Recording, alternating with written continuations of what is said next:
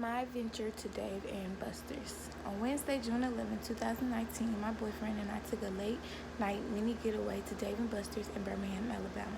It was a rather euphoric night, and both my boyfriend and I enjoyed ourselves immensely. It was a quick night of fun, food, games, and love. Upon arriving at the establishment, my boyfriend and I were greeted by an empty, open area shaded with gray and dimly lit. There weren't any instructions or directions telling us where to go, so we just stood like deer in the headlights until someone came to greet us. Soon, a young female assisted us with purchasing our gameplay for the night and showed us where to go. She walked away quickly and was, in my opinion, quite dismal of our presence. I reasoned it to be because it was so close to closing time for them, and I brushed it off. Otherwise, I would have been deeply offended. Following the instructions from the impatient receptionist, we traveled to the bar. We were greeted and waited on by two much more gleeful employees. The first of the two introduced himself and ID'd us for drinks. Still soaking in the scenery, I informed the waiter that we would need a minute, and he walked away.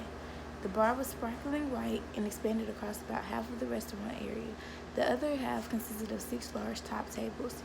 Overall, the restaurant only took about 1/4 of the entire establishment. The games are what really dominated the floor. There were a variety of games to play, ranging from basketball to dancing to shooting aliens. The entire place was bright with lights and bustling with energy. Overall, the vibe was great. Finally ready to order, my boyfriend ordered a drink, and I ordered myself a water with lemon to accompany my Philly cheesesteak sliders and mac and cheese. We figured the food was going to take a few minutes to come out, so we decided to play some games until it was ready. The first game we played was basketball.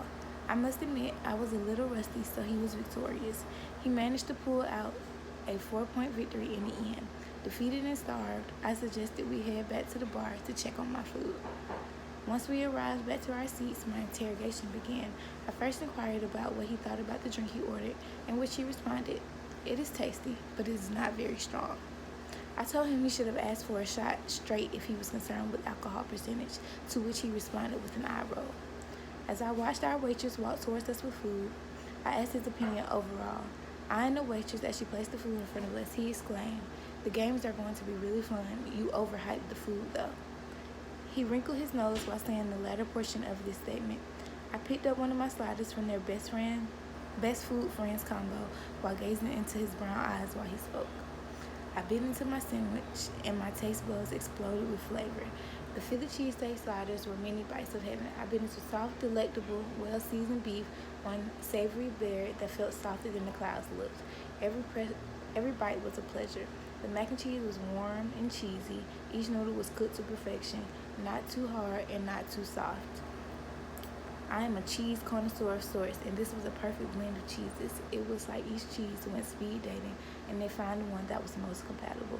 I was thoroughly and pleasantly surprised at how pleasant the macaroni tasted. After eating all that I could eat, we requested to-go plates and headed to the game floor. Once back on the game floor, I dragged Callie back to the photo booth. I had spotted it earlier, but it required cash and not game credit, so we had to get proper change. Now properly equipped, we flicked up memories of this luxurious night. After the photo booth, the loveliness had to come to an end. This was war. First, we went to spin this huge wheel that allowed players to earn tickets easily. We turned this into a competition by seeing who could earn the most. I won. It was 120 tickets to 54. The next game we played, Callie swore he was going to destroy me in. However, the reality of the situation is the game was air hockey. I had learned the secret to air hockey long before: patience. He had to take a painful L that night. The score was 10-2.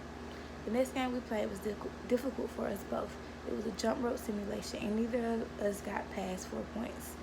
We wound up our night by killing zombies. We played several rounds of the Walking Dead simulation, and we lost track of time. The next game we tried to play didn't work, and we realized it was because they cut the machines off. It was 11:50 p.m., only 10 minutes until they were closed. Later, after we finished playing games and he finished losing, he made the comment that we would definitely be returning, and he would like to visit the one in his hometown, Panama City. Overall, the trip to Dave and Buster's was wonderful. It was a night full of laughs, happiness, and love. It is a marvelous place to visit despite any complaints I may have had.